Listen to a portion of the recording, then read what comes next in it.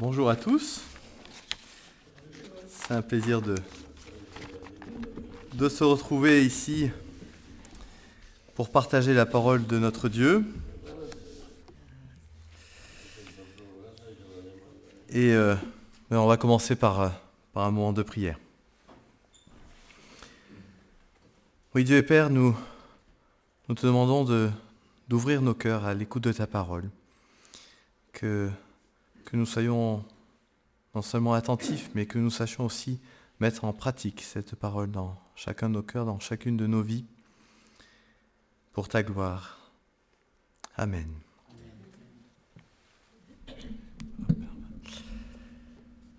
Alors, je vous ai proposé, enfin certains, parce que je n'ai pas les contacts de tout le monde, mais je vous ai proposé de lire en anticipation le psaume 119, puisque nous allons faire le survol. Et comme il s'agit du chapitre le plus long de la Bible, ça aurait été un peu long de le lire en entier ce matin, d'autant plus que le temps a déjà avancé.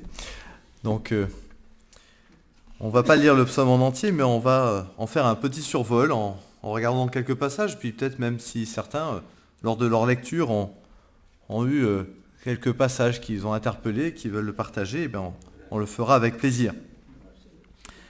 Avant d'en passer au psaume 119, je voudrais faire une petite introduction sur le psaume, les psaumes en général, ou les livres poétiques. Parce qu'on sait que les psaumes, ce sont des livres poétiques, mais on réalise des fois un peu moins que le livre de Job, par exemple, est un livre poétique. C'est le premier d'ailleurs dans la série des livres poétiques de la Bible. Et on peut se poser la question du coup, mais c'est quoi un livre poétique quand on pense à la poésie en France, ça ne répond pas aux critères de poésie française, puisqu'on n'a pas de rime, on n'a pas de vers avec les pas comptés, etc. Alors, certes, il s'agit d'une traduction, donc une poésie c'est encore plus difficile à traduire parce que on ne peut pas arriver à reproduire les mêmes rimes, etc. dans la poésie, mais en fait la poésie hébraïque n'a rien à voir avec la poésie française telle qu'on la connaît aujourd'hui. La poésie hébraïque, elle se base très souvent sur, alors d'abord sur des jeux de mots, j'ai envie de dire, des comparaisons, des hyperboles, des comparaisons avec les animaux, avec les hommes, des parallélismes aussi, ce qui fait dans un verset, on va reprendre dans un verset suivant un peu la même chose, mais en le formulant différemment. Et ça, pour les Hébreux, c'est de la poésie. Et puis aussi, quelque chose qu'on n'arriverait pas à traduire, le summum de la poésie hébraïque, c'est de faire le poème dans l'ordre alphabétique, avec la première lettre de chaque verset qui commence par une des lettres de l'alphabet hébreu, que vous avez à l'affichage ici. Merci Sandra de l'avoir ajouté. Donc vous avez l'alphabet hébreu, dans l'ordre alphabétique.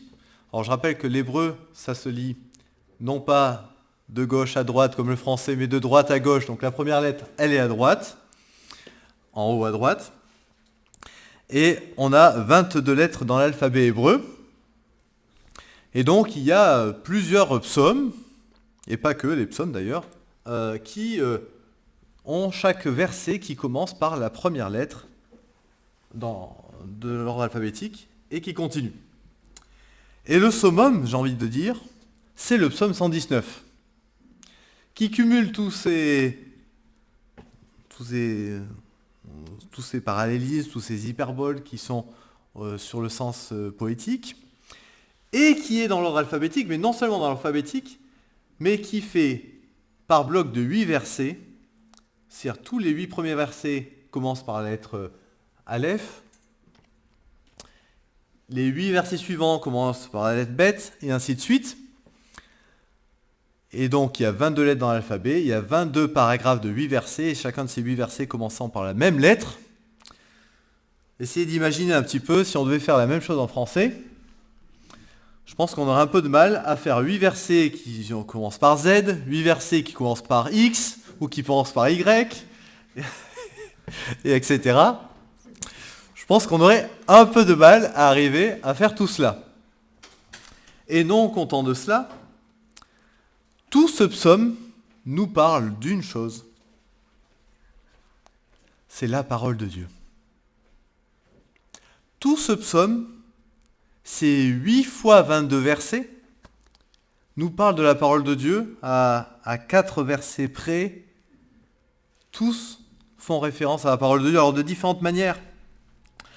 On va parler de la loi, du témoignage, des ordonnances, des préceptes, des statuts, des commandements, de la parole ou des paroles de Dieu, de la promesse, des jugements, de la fidélité, de la justice, des ordres de Dieu.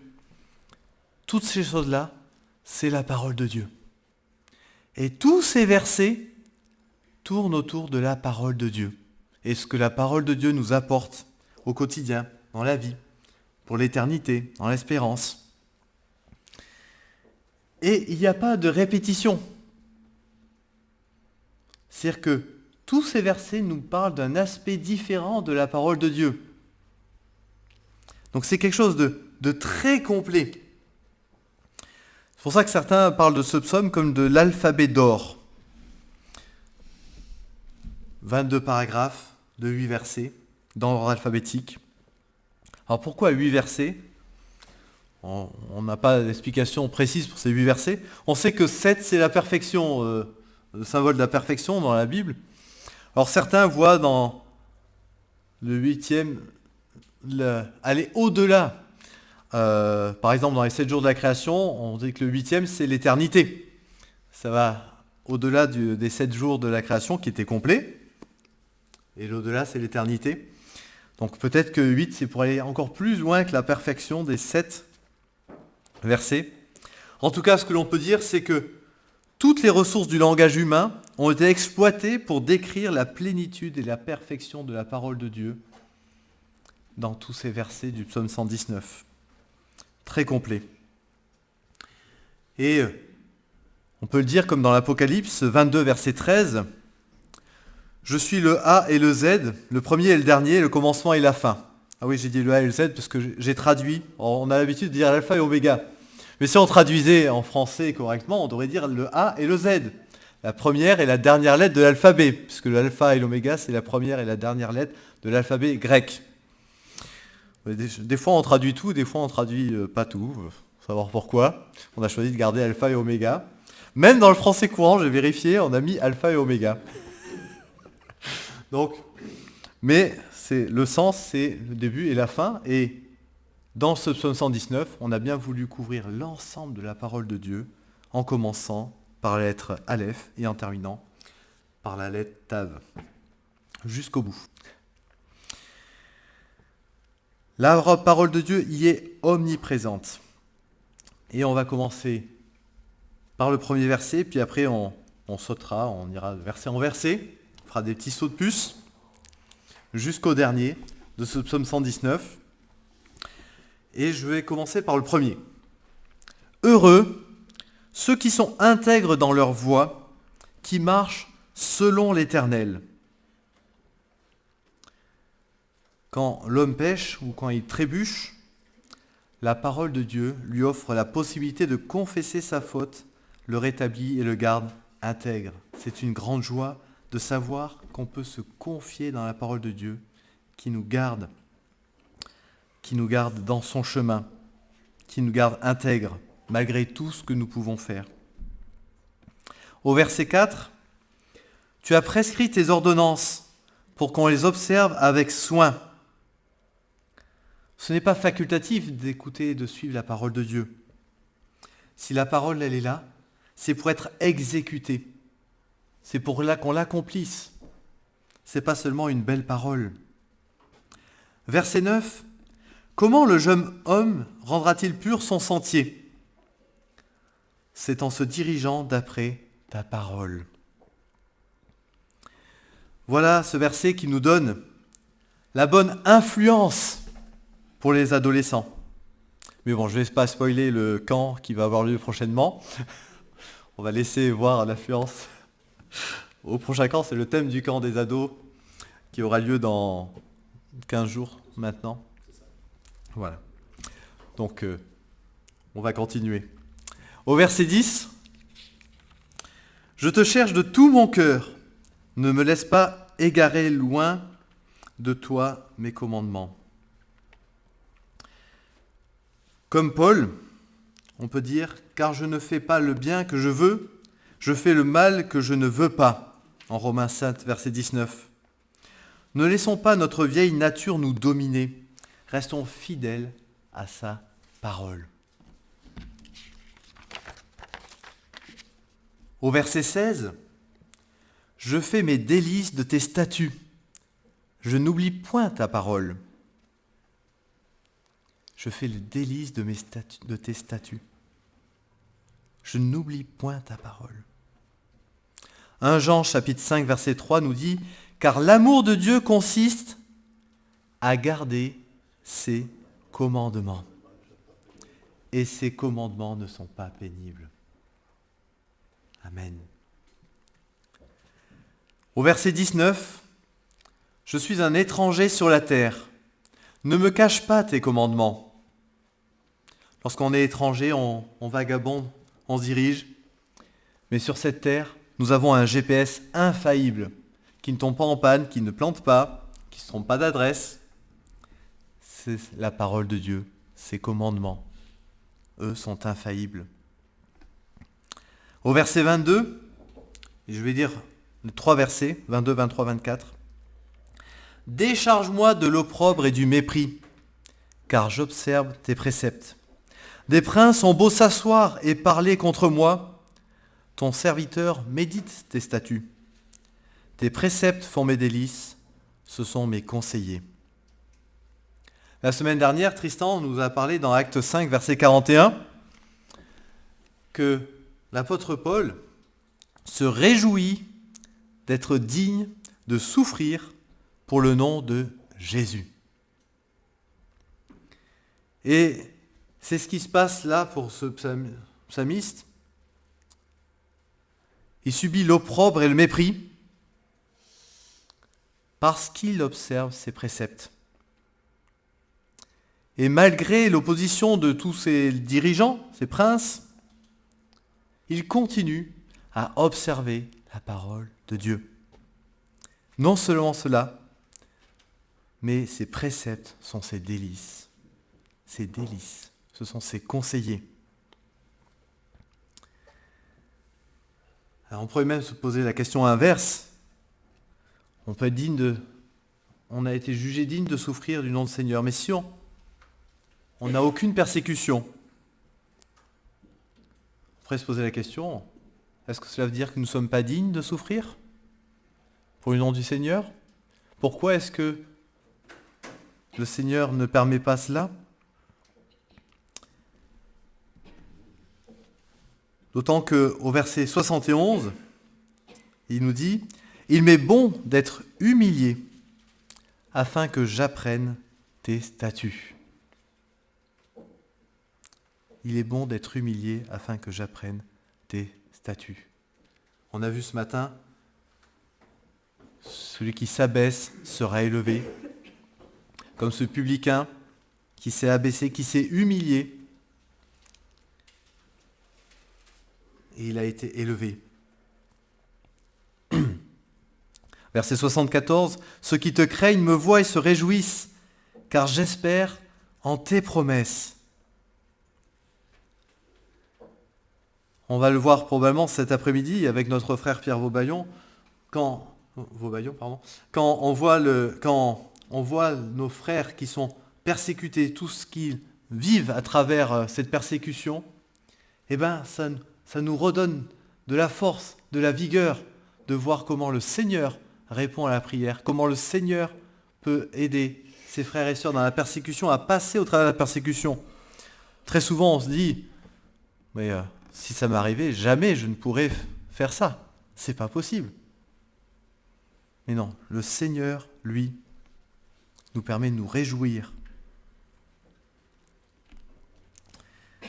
Et le contact avec les frères qui sont passés par le feu est revigorant. Verset 75, « Je sais, ô Éternel, que tes jugements sont justes. C'est par ta fidélité que tu m'as humilié. Que ta bonté soit ma consolation, comme tu l'as promis à ton serviteur. » On a fait un petit saut de plus pour regrouper les versets qui sont sur le même principe, mais ce sont tous les versets qui nous parlent que la parole de Dieu nous permet de passer à travers les épreuves. On revient au verset 29. « Éloigne de moi la voie du mensonge et accorde-moi la grâce de suivre ta loi. » La parole de Dieu nous permet de distinguer la vérité de l'erreur.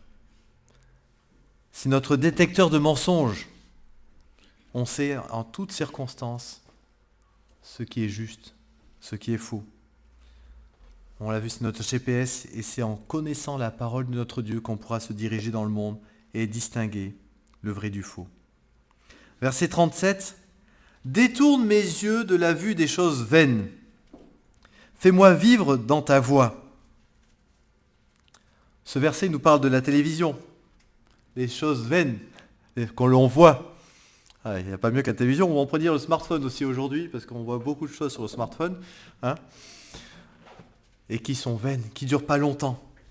Mais la parole de Dieu, ça, c'est la vérité, la vie réelle et éternelle.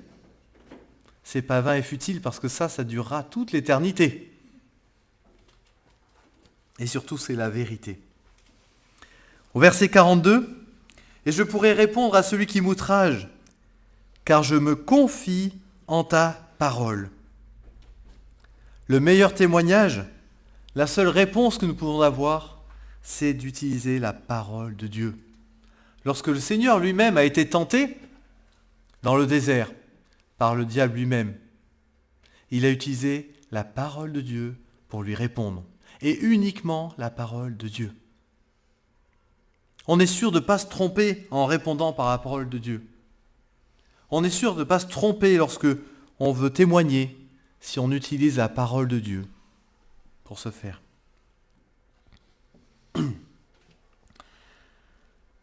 Verset 43. « N'ôte pas entièrement de ma bouche la parole de la vérité, car j'espère en tes jugements. » N'ayons jamais peur ni honte de faire connaître la parole de la vérité.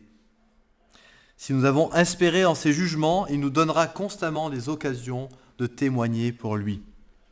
Paul nous dit « Je n'ai point honte de l'évangile, car il est la puissance de Dieu pour le salut de quiconque croit. » Ésaïe 55, verset 11 nous dit « Ainsi en est-il de ma parole qui sort de ma bouche. Elle ne retourne point à moi sans effet, sans avoir exécuté ma volonté et accompli mes desseins. » Utilisons la parole de Dieu pour le témoignage. N'en ayons pas honte.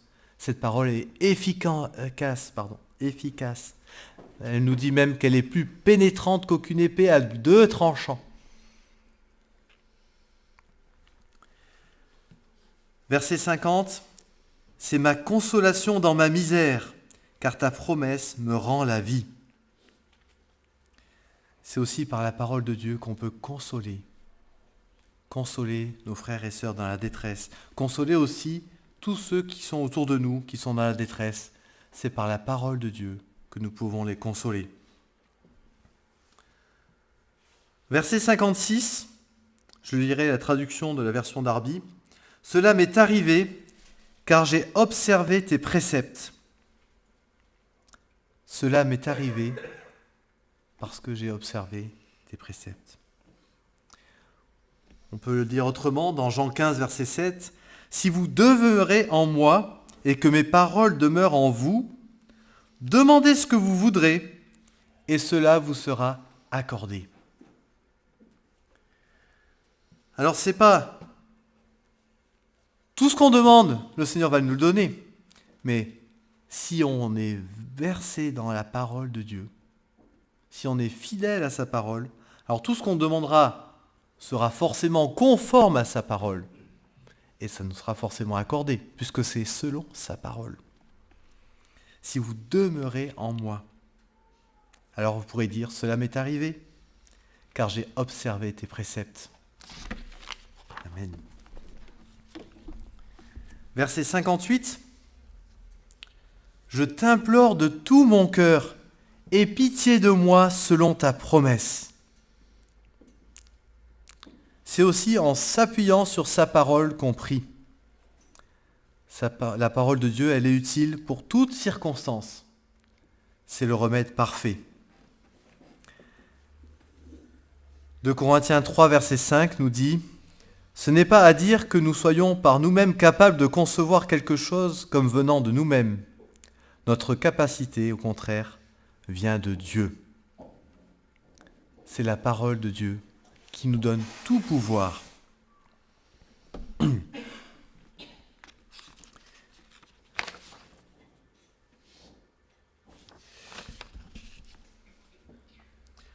Verset 60. Je me hâte, je ne diffère point d'observer tes commandements. Je me hâte. On est à une époque où tout va vite. On est à l'époque des fast-food, des flux tendus, du juste à temps. Et pourtant, est-ce que nous nous hâtons aussi vite de lire et d'observer la parole de Dieu? Est-ce que nous courons pour lire sa parole? Verset 63. Je suis l'ami de tous ceux qui te craignent et de ceux qui gardent tes ordonnances. C'est l'amour fraternel. Je suis l'ami de tous ceux qui te craignent. Nous sommes frères et sœurs parce que ensemble, nous craignons Dieu. Nous aimons sa parole. Verset 68. Tu es bon et bienfaisant. Enseigne-moi tes statuts. Tu es bon. L'Éternel est bon. Je ne sais pas si vous avez déjà remarqué, mais qu'en anglais, bon et Dieu, ça a la même origine. God et good. C'est Dieu prolongé, être bon. On pense que c'est cette origine-là, mais on n'est pas certain. Dans la même idée, le verset 72, « Mieux vaut pour moi la loi de ta bouche que 1000 objets d'or et d'argent. » Verset 111, « Tes préceptes sont pour toujours mon héritage. Ils sont la joie de mon cœur. » Verset 127, « C'est pourquoi j'aime tes commandements plus que l'or et que l'or fin. » L'infinie richesse, c'est sa parole. Nous avons un trésor entre les mains qui a bien plus de valeur que tout ce que nous pouvons trouver sur cette terre. Verset 82. Mes yeux languissent après ta promesse. Je dis, quand me consoleras-tu? Quelquefois, on demande la consolation. Mais le psalmiste, il ne demande pas qu'on vienne le consoler, il demande quand il y aura. Il sait déjà qu'il va être consolé par la parole. Il ne sait juste pas quand. Mais il a la certitude qu'il sera consolé par sa parole.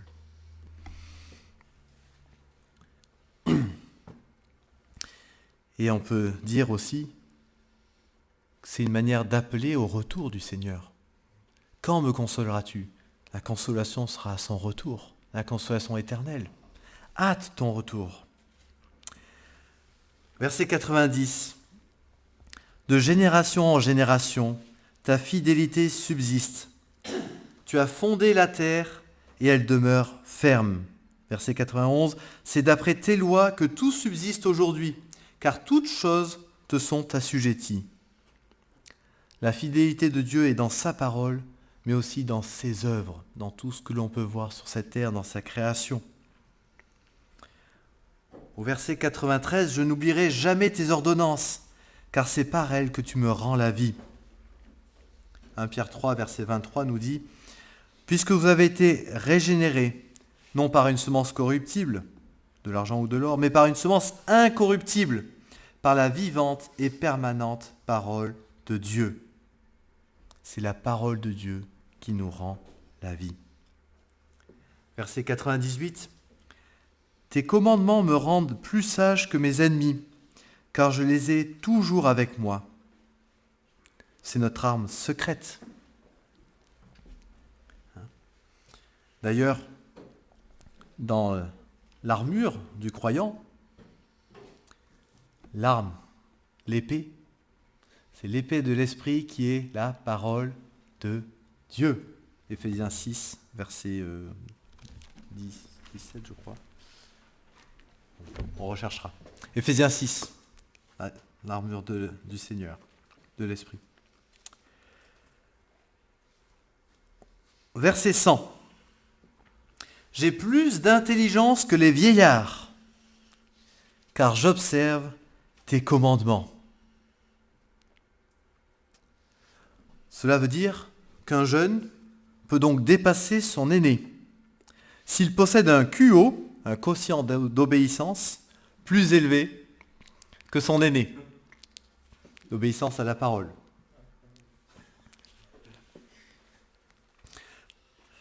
Verset 116. Soutiens-moi selon ta promesse afin que je vive, et ne me rends point confus dans mon espérance. Tu as promis de me soutenir, agis maintenant selon ta promesse. Autrement, les gens diront que tu m'as oublié et je serai confus dans mon espérance. C'est un peu s'adresser à Dieu en disant, tu as promis quelque chose, montre-le, afin d'être un témoignage vis-à-vis des autres, que si je me suis confié en toi, ce n'est pas sans raison. Au verset 125, je suis ton serviteur, donne-moi l'intelligence pour que je connaisse tes préceptes. Plus le serviteur connaît son maître, plus il peut être utile au maître. Il n'y a qu'en connaissant sa parole qu'on peut être utile à son service. Je vais essayer d'accélérer un peu. Verset 136, mes yeux répandent des torrents d'eau parce qu'on n'observe point ta loi. Au verset 158, je vois avec dégoût des traîtres qui n'observent pas ta parole. Le psalmiste ne pleure pas sur son propre sort, mais il pleure à cause du mépris de la parole de Dieu. Ça, c'est un signe de grande maturité spirituelle que d'être capable d'être triste pour Dieu et non pas pour notre propre sort. Verset 141, je suis petit et méprisé, je n'oublie point tes ordonnances.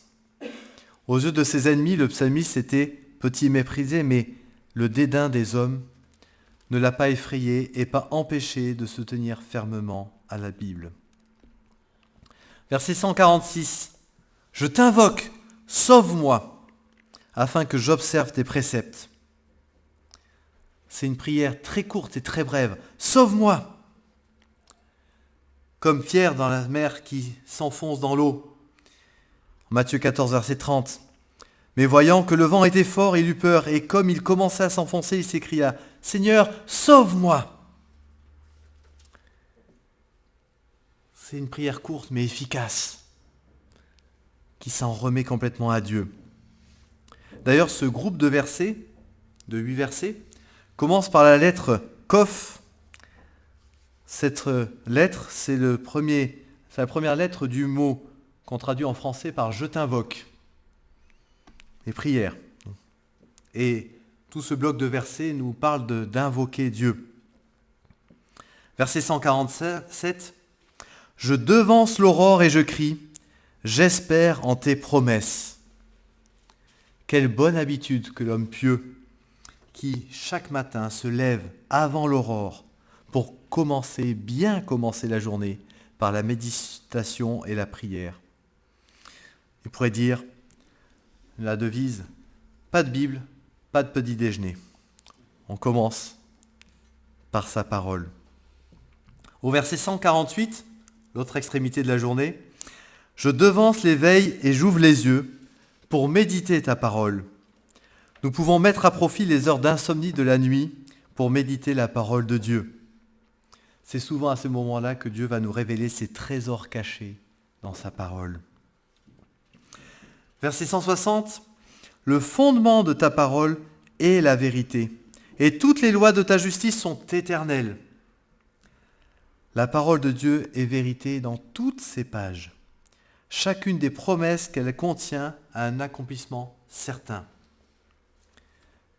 Matthieu 5, verset 18, le Seigneur nous dit « Car je vous le dis en vérité, tant que le ciel et la terre ne passeront point, il ne disparaîtra pas de la loi un seul iota ou un seul trait de lettre, jusqu'à ce que tout soit arrivé. » Pas un seul trait de lettre ne disparaîtra, ne passera, avant que tout soit accompli. Verset 163, « Je déteste le mensonge, j'aime ta loi. » Une relation intime avec la parole nous enseigne à aimer ce que Dieu aime, la loi, et à haïr ce que Dieu haït, le mensonge. Nous arrivons même peu à peu à deviner les pensées de Dieu quand on connaît parfaitement sa parole. Eh bien, on connaît la pensée de Dieu. Verset 164, « 7 fois le jour je te célèbre, à cause des lois de ta justice. » Ne faisons pas une loi, il faut aller célébrer Seigneur 7 fois chaque jour. Non. Quand le psalmiste parle du chiffre 7, on l'a vu tout à l'heure, c'est le symbole de la perfection, de la plénitude. On comprend donc que le psalmiste veut dire qu'il louait Dieu continuellement, et pas seulement 7 fois par jour, de tout son cœur pour la justice des ordonnances de Dieu. Verset 166, « J'espère en ton salut, ô Éternel, et je pratique tes commandements. » Selon le conseil du psaume 37, verset 3a, « Confie-toi en l'Éternel et pratique le bien. » Ici, le psalmiste déclare qu'il a suivi ce conseil. D'abord la foi, et les œuvres viennent alors comme fruit de la loi. Déjà dans l'Ancien Testament, il avait compris. Confie-toi en l'Éternel et pratique le bien. Et non pas pratique le bien et tu pratiques confiance en l'Éternel. C'est confie-toi en l'Éternel et pratique le bien. Verset 173, on est presque au bout. « Que ta main me soit en aide, car j'ai choisi tes ordonnances. » On pourrait voir dans cette main la main du Seigneur, portant la marque des clous, qui s'abaisse du ciel pour secourir un simple homme que je suis, que nous sommes, qui a décidé de suivre les ordonnances du Seigneur et d'en faire sa règle de vie. La main du Seigneur est là. Que ta main me soit en aide, car j'ai choisi tes ordonnances. On peut lire Jean 5, verset 39. « Vous sondez les Écritures, parce que vous pensez avoir en elles la vie éternelle, et ce sont elles qui rendent témoignage de moi. » Et pour terminer, le verset 176. « Je suis errant comme une brebis perdue. Cherche ton serviteur, car je n'oublie point tes commandements. » De tous ces versets, c'est un des rares qui contient une confession de péché. Je suis errant comme une brebis perdue. Même les plus belles envolées lyriques que l'on peut voir dans ce psaume doivent toujours revenir à une humble confession de péché et d'indignité. Nous ne méritons rien, mais nous avons sa parole. Et pour terminer, je citerai 2 autres versets. 2 Timothée 3, verset 16. « Toute écriture est inspirée de Dieu et utile pour enseigner, pour convaincre, pour corriger, pour instruire dans la justice. » Toute écriture, toute la parole de Dieu. Le psaume 37, verset 4. « Fais de l'Éternel tes délices, et il te donnera ce que ton cœur désire. » Chers frères et sœurs, j'espère que ce petit survol du psaume 119 vous encouragera à lire toute sa parole. Le psalmiste a mis tout son cœur à construire un psaume le plus long des psaumes, à la louange de la parole de Dieu. Mettez aussi votre cœur à l'étude de cette parole. Amen.